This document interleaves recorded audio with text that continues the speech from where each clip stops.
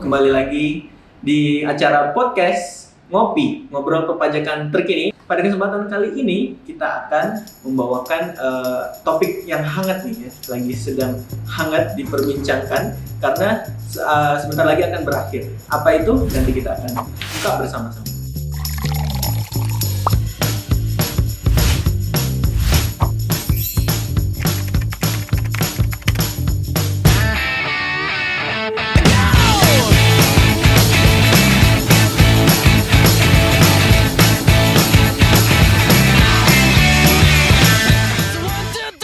Oke, sekarang saya ditemani oleh dua sosok penting nih di KPP Pratama Palu. Yang pertama kita langsung saja kenalkan Kepala Kantor KPP Pratama Palu, yaitu Pak Bangun Nur Cahya Kurniawan. Assalamualaikum Pak Bangun, bagaimana kabarnya hari ini?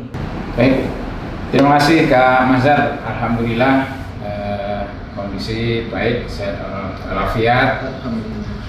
Ya, mendukung ini cuacanya cerah ya. Iya, sangat cerah sekali dan secerah kita semuanya ya. Iya, amin. Baik dari kita sebagai Fiskus maupun seluruh masyarakat. Ya, baik. Bagaimana Pak? Ini kan kali pertama Pak Bangun sebagai narasumber di podcast kita kali ini. Bagaimana Pak perasaannya? Apakah senang atau excited atau apa Pak perasaannya? Iya. Terima kasih Kak Mazhar. Saya mengapresiasi ya. Ini ada program podcast, ini kan sarana ya, sarana untuk mengedukasi masyarakat, mengedukasi wajib pajak untuk bisa menjalankan kewajiban perpajakannya dengan benar. Nah, Kak Mazhar sebagai penyuluh dan Kak Aning menyampaikan terima kasih. Ya, berbagai cara tentu kita akan lakukan untuk bisa memahamkan masyarakat atas kewajiban perpajakan. Baik, itu adalah Kepala Kantor Pajak Pratama Palu ya, kawan pajak. Nah, sosok yang kedua ini ada juga tidak kalah pentingnya ya, yaitu edukator kita, edukator perpajakan nih ya. Kita langsung kenalin saja Mbak Asrianingsih atau sapaan akrabnya adalah Mbak Aneng. Ya, kita langsung sapa saja. Assalamualaikum Mbak Aneng, bagaimana kabarnya hari ini? Waalaikumsalam warahmatullahi wabarakatuh. Alhamdulillah, kabar baik, sehat, cerah ceria seperti matahari di luar. Panas ya Pak ya. Oke, baik. Luar biasa sekali narasumber kita pada kesempatan kali ini.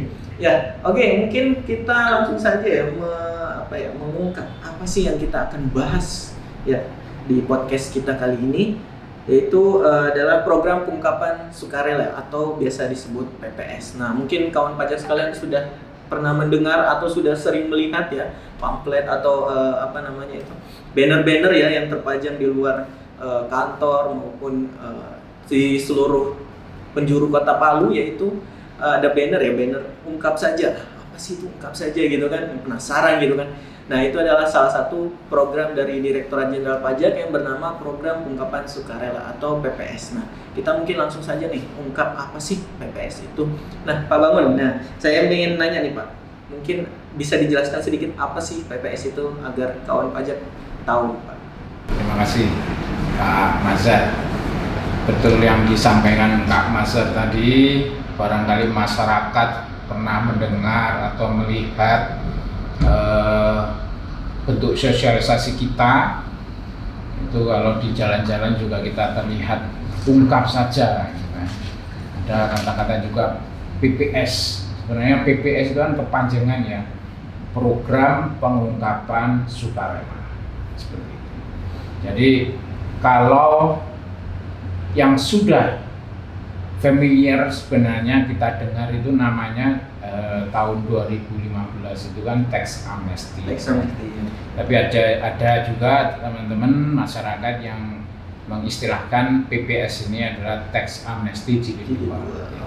Apapun namanya, kalau kembali kita ke aturan bahwa entah tax amnesty atau PPS ini, program pengungkapan sukarela ini adalah kesempatan yang diberikan kepada masyarakat untuk mengungkapkan secara sukarela kewajiban perpajakannya yang belum atau kurang dipenuhi dengan membayar PPh final dan dalam konteks pengungkapan harta.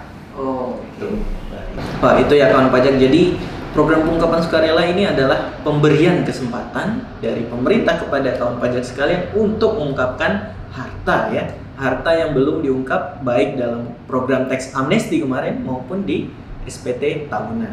Baik, mungkin Pak sedikit kenapa sih kawan pajak ini harus atau apa ya, mungkin secara sukarela harus melaporkan atau kewajibannya itu yang belum dipenuhi seperti pengungkapan harta. Itu kenapa Pak? Di pajak ini kan kewajiban yang bersifat memaksa ya.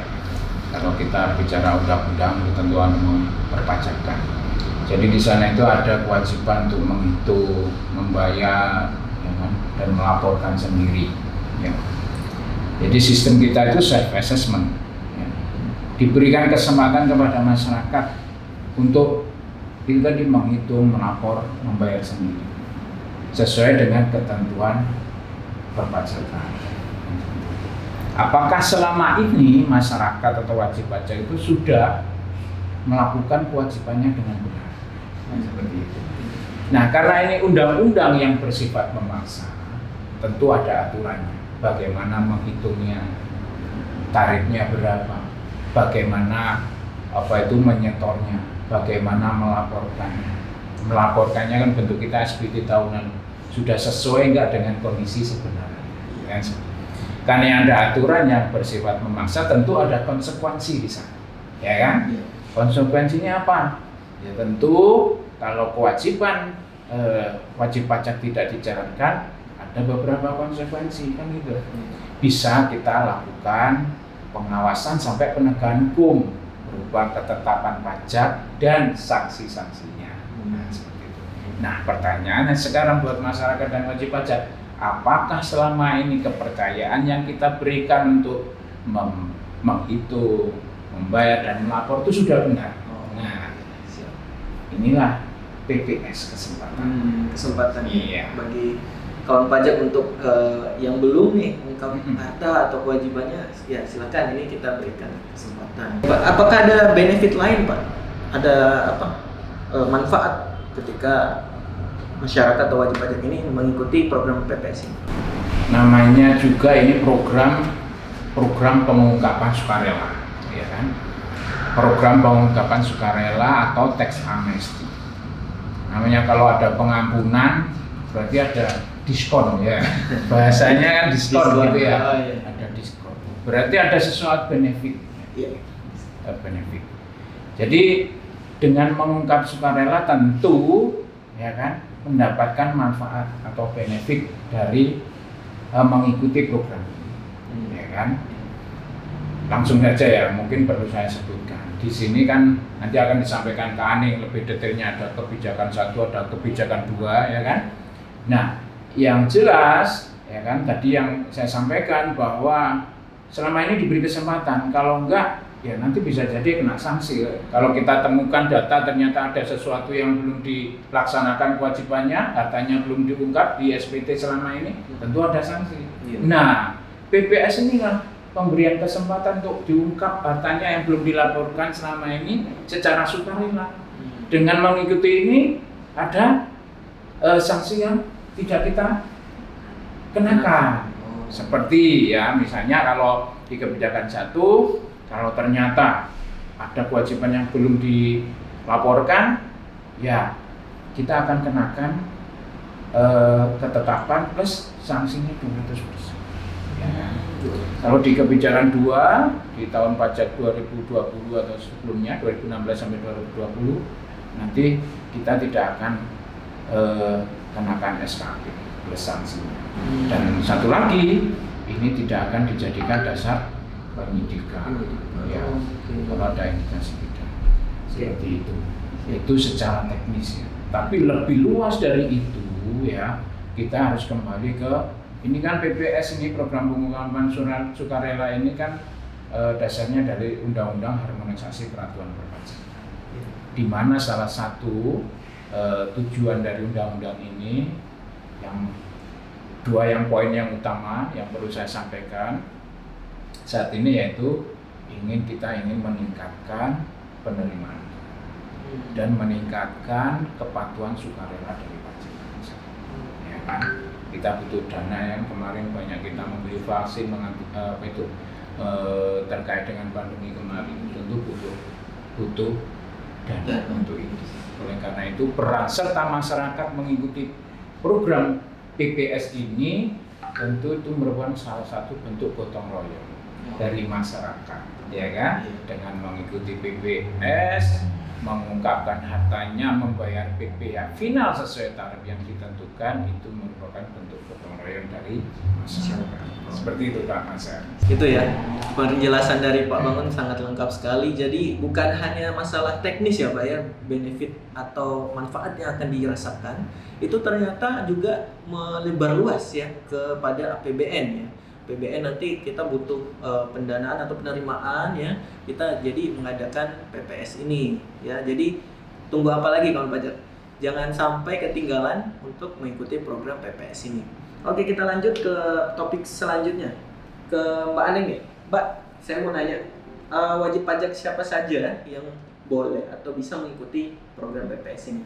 Baik, Mas Syad, untuk PPS sendiri ini ya ada 2 kebijakan. Jadi namanya kebijakan 1 dan kebijakan 2. Nah, untuk kebijakan 1 ini bisa diikuti oleh wajib pajak yang sudah pernah ikut tax amnesty. Tadi Pak Bambang sudah menyebutkan tentang tax amnesty itu di 2015 ya. Nah, apabila wajib pajak sudah pernah mengikuti tax amnesty ini, tapi kemudian ternyata masih ada harta yang belum dilaporkan di tax amnesty, nah diberikan kesempatan lagi nih di kebijakan 1 ini untuk melaporkan harta tersebut. Jadi, dan ini untuk wajib pajak jenis apa? Yaitu orang pribadi dan badan, dan yang sudah mengikuti tax amnesty. Nah, untuk kebijakan 2 sendiri, ini khusus buat orang pribadi. Nah, orang pribadi yang mana? Yang belum melaporkan hartanya di tahun perolehan itu 2016 sampai dengan 2020. Jadi kalau misalnya lapor SPT tahunan, kemudian ternyata masih ada harta yang diperoleh di tahun 2016 sampai dengan tahun 2020 yang belum dilapor, itu bisa ikut PPS. Dan tentunya tadi sudah dijelaskan oleh Pak Bangun bahwa ini manfaatnya, benefitnya sangat besar ya apabila tidak ikut PPS. Ini akan memberikan sebenarnya, kalau saya sendiri ya, saya pribadi, bahwa PPS ini akan memberikan rasa aman bagi wajib pajak. Karena begitu mereka mengungkapkan, begitu mereka ikut PPS, maka bagi mereka itu tidak akan tidak akan diterbitkan ketetapan pajak. Jadi mereka lebih aman lah ya, apalagi dalam berusaha. Mereka sudah merasa mengungkap semuanya, kemudian sudah menebus ini PPS, mereka sudah lega lah. Untuk tahun-tahun sebelumnya itu sudah tidak ada. Oke, jadi tidak dihantu-hantui lagi ya? Tidak dihantui lagi, mau diperiksa mau diapain. Seperti itu. Nah, untuk perbedaannya sendiri antara kebijakan pertama dan kedua ini apa Mbak? Tadi sudah saya singgung ini, selain dari objek pajaknya ya, subjek pajaknya yaitu orang pribadi, badan, kemudian sudah mengikuti tax amnesty, itu untuk kebijakan 1. Nah, untuk kebijakan 2, orang pribadi dengan yang belum pernah melaporkan, jika ada harta yang belum dilaporkan di 2016-2020. Nah, kemudian tentunya ini tarifnya juga berbeda. Jadi untuk kebijakan 1 tarifnya lebih rendah. Jadi ada tarifnya 11%, 8%, dan 6%. Ada 3 tarif. Nah, kalau untuk yang untuk kebijakan kedua, tarifnya lebih tinggi, 18, 14, dan 12%. Nah, itu tarifnya dari 3 itu apa aja Mbak? Misalnya 11% itu untuk apa? 8% untuk apa? Oh gitu.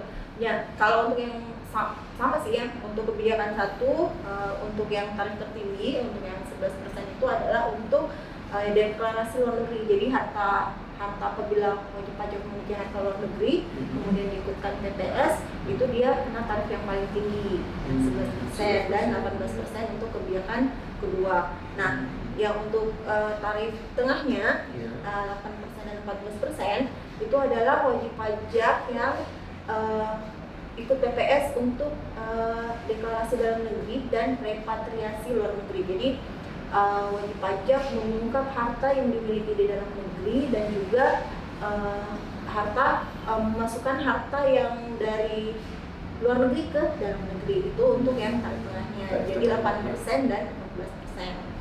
Kemudian tarif yang paling rendahnya yaitu 6% dan 12%. Nah, ini untuk harta luar negeri yang repatriasi dan diinvestasikan di dalam negeri dengan salah satunya adalah untuk industri hilir dan sama renewable energy. Jadi kalau diinvestasikan kembali dalam negeri, harta yang sudah dibawa ke dalam negeri itu tarifnya lebih rendah. Oh gitu. Jadi yang dapat paling kecil itu harus diinvest dulu ya? Iya, harus diinvest dulu. Di dalam negeri. Iya. Oke. Itu tadi ya kawan pajak. Jadi ada 2 kebijakan dan masing-masing kebijakan itu ada 3 tarifnya ya. Jadi udah dijelaskan sama Mbak Aneng ya. Untuk yang paling tinggi itu deklarasi luar negeri. Wah, jadi kalau kawan pajak punya harta nih yang masih ada di luar negeri tapi belum diungkap, nah itu dapatnya yang paling tinggi ya, 18% untuk kebijakan kedua ya. Terus yang paling rendah itu apabila kawan pajak sekalian ya memasukkan harta yang dari luar negeri tadi yang diungkap tapi diinvestasikan dulu ya. Jadi tidak semena-mena ya, ada tarifnya itu ada syarat dan kondisi tertentu ya, jadi tidak bisa langsung pilih oh yang paling rendah aja, nggak bisa ya, jadi harus mengikuti ketentuan.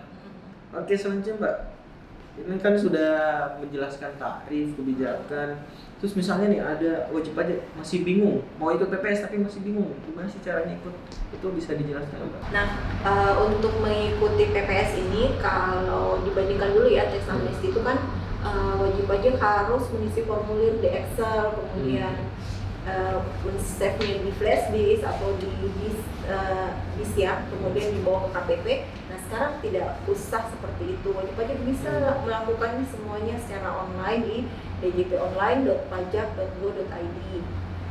Caranya mungkin saya akan jelaskan secara singkat saja ya. Jadi pertama masuk ke djponline.pajak.go.id, kemudian login seperti biasa, masukkan NPWP, kemudian password, kemudian captcha. Setelah masuk, kemudian untuk laporan untuk PPS ini pilih buat laporan, kemudian pilih kebijakan apa yang ingin ikuti. Tentunya ini harus sesuai dengan kondisi wajib pajak ya. Oh iya, sesuai tadi misalnya dia badan berarti cuma bisa yang kebijakan pertama.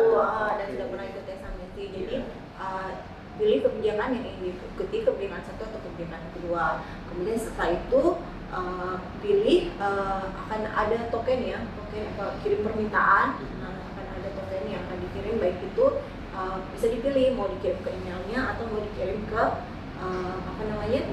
lewat nomor telepon. Nah, kemudian setelah unduh formulirnya, itu formulirnya bisa dibuka di di komputer atau laptop dengan menggunakan aplikasi Adobe Reader. Jadi setelah diunduh nanti diisi saja tuh sesuai dengan judul-judul di dalam ininya, misalnya harta, itu diisi dengan harta, kemudian utang diisi dengan utang, seperti itu. Nah, di sini juga sudah langsung bisa membuat billingnya. Jadi kalau misalnya ada kurang bayar, itu langsung buat billingnya di situ.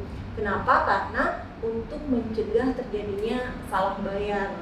Jadi kalau misalnya ada salah bayar kan repot lagi tuh, harus PBK atau harus apa lagi. Nah, kalau ini buat billingnya di situ langsung jadi, terus dibayar jika terjadi kurang bayar.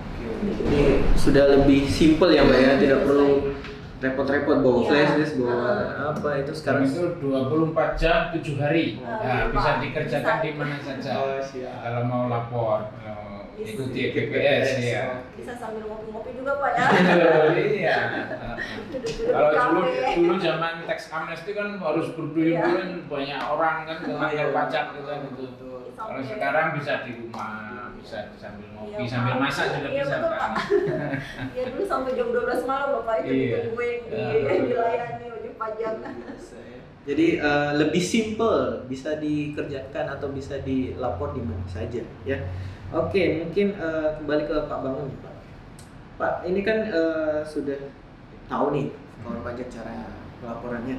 Nah, apa sih yang dilapor itu? Maksudnya apa? Harta, atau misalnya harta itu saya dapat dari berhutang gitu, jadi masih ada sisa utangnya, itu bagaimana Pak proses pelaporannya di situ? Ya, ini kan berbasis dari pengungkapan harta ya, kewajiban perpajakan yang belum dilaksanakan baik sebagian ataupun sepenuhnya dengan mengungkapkan harta. Jadi basisnya adalah harta.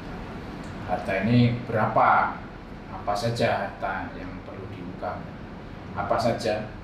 Jadi baik mulai dari kas, ya kan, uang tunai, kemudian harta bergerak maupun tidak bergerak, ya kan, bisa tanah, bisa bangunan, kemudian juga ada saham misalnya, ya kan, yang selama ini belum dilaporkan. Ini silakan, boleh diungkapkan lewat PPS ini. Nah, itu nanti PPh-nya berapa kan itu, berarti harus ada dasarnya kan itu, nilainya. Nah, gitu. Itu kalau kas ya tentu kas itu kan. Kalau harta bergerak ya harga perolehan, atau tidak bergerak harga yang jelas itu harga dari harga pasaran kalau memang tidak ada harga perolehan kan gitu. Kalau tanah atau bangunan itu bisa melalui berbasis NJUP yang ditetapkan oleh pemerintah setempat. Seperti itu Mas Kak Mazhar. Jadi hartanya berapa nilainya itu tentu ada, masing-masing bisa, semua harta bisa diungkap yang selama ini mungkin yang dipunya apa yang belum diungkapkan kan seperti itu. Misalnya Kak Aning logam mulia belum masuk, ya Mas 1 kilogram. Nah, itu bisa juga ya kan gitu. Kali ya 1 kilogram gitu Mas. Apa saja ya, jadi jenis harta apa saja yang belum diungkap di SPT maupun tax amnesty kemarin bisa dilaporkan di program PPS ini ya. Jadi itu kalau nggak salah dikurangi dulu sama harta sama hutangnya, betul. Jadi nanti yang misalnya hartanya totalnya 1M tapi hutangnya ada 500 juta, jadi nanti nilainya 500 juta ya. Oke, jadi 500 juta itulah yang nanti jadi dasar perhitungan di PPS ini. Oke, Kak Mazhar, sebelum lanjut ini, iya Pak, ini mungkin perlu saya tambahkan ini Kak Mazhar. Iya Pak. Ini kan tentang harta ya. Iya. Jadi berarti apa namanya? Jangan salah ya. Sekarang itu kantor pajak dalam hal ini Direktorat Jenderal Pajak itu kan sudah banyak kaya data, karena kita sudah automatic exchange of information ya. Jadi pertukaran data secara internasional maupun data instansi, lembaga dan asosiasi lainnya. Jadi kita itu terkait dengan rekening masyarakat wajib pajak kan seperti itu. Kemudian punya data terkait dengan tanah, terkait dengan saham, ya kan? Itu kita ada.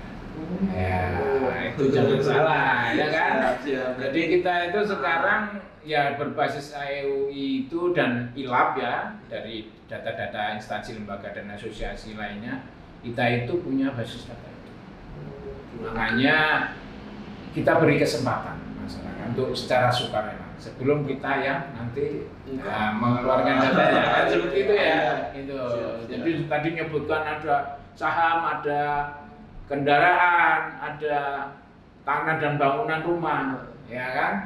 Itu sebenarnya kita juga sedang kolek ini, sudah dan sedang kolek data-data tersebut. Jadi sudah punya informasinya ya semuanya nih, hartanya apa aja gitu kan. Silahkan ya, kita masih ada waktu beberapa hari lagi untuk mengikuti program PPS ini, jangan sampai ketinggalan. Nanti kalau ketinggalan terus pas diungkap, wah itu ngeri itu. Mungkin langsung diterbitkan ketetapan kan langsung besar ya nilainya. Jadi silahkan ya. Wow itu. Yang kebijakan yang pertama itu ya, sanksinya oke 200% tuh. Kedua itu akan ada tarif 30% yang final untuk harta yang kurang atau tidak diungkap. Kemudian juga nanti ada sanksi terlambat bayar. Nah, terlambat bayar dendanya itu per bulan, kemudian dikali dengan uplift faktor namanya ya 15%, kan lumayan tuh 15%, terus dikali lagi bunga, terus bunga bulan. Itu ya. Sampai ditemukan data oleh kantor pajak. Iya. Tuh, ngeri-ngeri sedap juga ya dengarnya.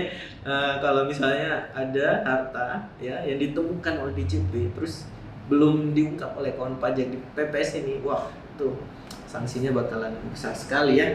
Oke, ngomong-ngomong tentang sanksi nih Mbak, mungkin bisa disimulasikan nggak Mbak? Misalnya ada kawan pajak nih misalnya sampai PPS berakhir belum lapor, belum ikut PPS, nah itu bagaimana sanksinya? Mungkin bisa dijelaskan secara singkat Mbak? Sudah saya singgung sedikit ya, kalau sanksinya itu akan jauh lebih besar daripada tarif PPS yang sekarang ini.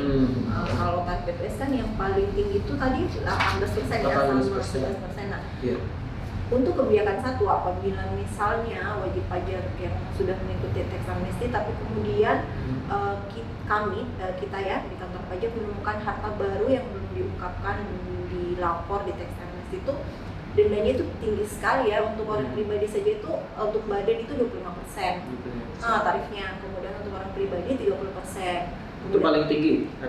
Iya, kemudian untuk WP tertentu 12,5%. Dan ini bukan cuma ini saja, itu ditambah lagi dengan denda 200%. Udah denda misalnya orang pribadi 20, terus 200 lagi? Tarif kemudian tambah denda lagi. Kemudian untuk kebijakan kedua itu dikenakan tarif 30% untuk harta yang belum diungkap. Jadi harta yang belum diungkap itu akan dianggap sebagai penghasilan. Kemudian apabila dibayar kena 30%, kemudian kekurangan bayarnya itu lagi kena yang tadi saya bilang, akan kena lagi denda bunga dihitung per bulan, kemudian ditambah lagi uplift faktor atau faktor pengungkit itu 15% lagi. Jadi lumayan besar dibandingkan dengan tarif PPS yang berlaku. Sangat besar sekali ya dibandingkan dengan dendanya ya, dibandingkan dengan tarif yang PPS saat ini. Jadi kalau tidak mengikuti PPS nanti bisa kena denda yang besar sekali, dan itu sekaligus ya Wak ya. Jadi oh ini dendanya berapa, straight langsung ya. Wah itu ngeri itu kalau misalnya nggak ada cash ya kan, wajib aja nggak ada cash terus disuruh bayar kan ya, itu akan menjadi masalah nantinya. Jadi ini kita masih memberikan kesempatan di program pengkotaan sukarela ya. Oke Pak Bangun nih, mungkin bagi kawan pajak kita yang sudah mengikuti PPS ini mungkin ada pesan-pesannya Pak untuk kawan pajak kita. Mungkin ini kita program PPS ini kan sudah kita buka 1 Januari sampai dengan nanti berakhir 30 Juni. Yang pertama saya sampaikan, tentu saya menyampaikan terima kasih kepada masyarakat wajib pajak yang telah mengikuti PPS.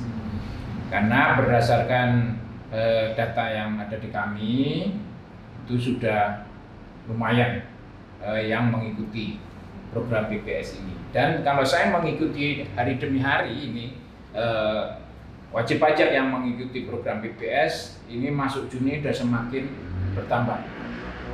Semakin bertambah dibandingkan masa Januari sampai bulan Mei kemarin. Jadi ikutnya suka mepet-mepet. Nah, itu mungkin budaya kita ya. Iya. Ya, biasanya mendekati deadline baru, kan gitu toh. Ini arahnya saya yakin dan optimis ini ke arah sampai mendekati 30 Juni, arahnya ke arah yang baik, banyak yang mengikuti ya. Jadi yang kedua tentu saya menghimbau kepada masyarakat wajib pajak secara umum, mari kita gunakan kesempatan. Kita tidak tahu ada kesempatan lagi apa enggak, kan seperti itu. Jadi ini program PPS yang ditawarkan pemerintah ini cukup baik ya. Silakan digunakan. Ada kesempatan sampai tanggal 30 Juni. Masyarakat berperan serta untuk bergotong royong untuk penerimaan negara, penerimaan APBN kita yang digunakan untuk pembangunan. Seperti itu. Yang terakhir kami menyampaikan kami siap ya memberikan pelayanan, barangkali perlu konsultasi, perlu pertanyaan, tentu tim kami siap dengan setulus hati memberikan pelayanan ya, baik melalui kanal apapun ya, mau langsung ke kantor pajak silakan, mau lewat WA, hotline kita juga ada ya, atau kita perlu edukasi dengan bentuk kelas pajak, silakan. Apapun kita lakukan untuk mengedukasi wajib pajak, terutama PPS ini, bagaimana caranya. Kalau perlu lebih teknis lagi, kita siap untuk memberikan pelayanan, dan tentu semua pelayanan semuanya untuk masyarakat, tidak ada dipungut biaya. Saya kira itu, Kak Mazhar. Itu ya kawan pajak. Jadi masih ada waktu ya, beberapa hari untuk masih mengikuti program PPS ini ya. Mungkin itu saja yang bisa kita sampaikan pada kesempatan podcast kali ini. Terima kasih kawan pajak yang telah mengikuti ya dari awal sampai akhir. Dia penasaran apa itu pengertian PPS ya, sudah dijelaskan secara komprehensif tadi ya.